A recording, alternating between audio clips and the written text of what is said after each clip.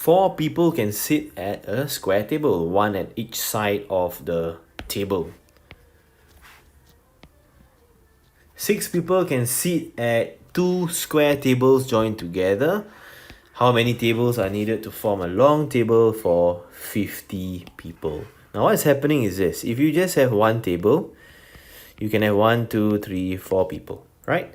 If you have 2 square tables joined together, you will have 1, 2, 3, 4, 5, 6. Alright, of course, if you extend the tables, let's say you have 3 tables. 1, 2, 3, 4, 5, 6, 7, 8. Okay, and if you extend yet one more time, what you will realize is this.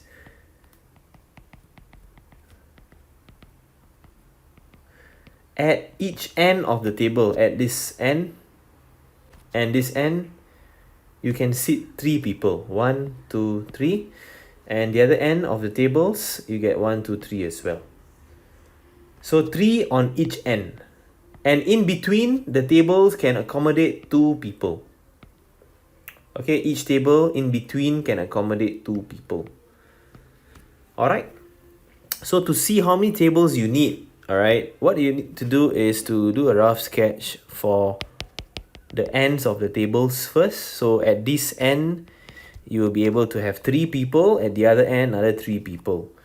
So these 2 tables can accommodate 6 people already. So 50 minus 3 minus 3, you still need to accommodate 44 people, which have to go into the in-between tables here.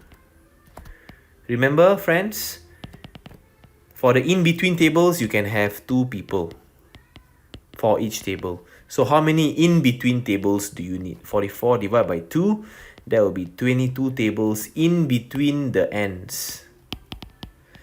Alright, don't forget, at each end there's 1, there's another one here.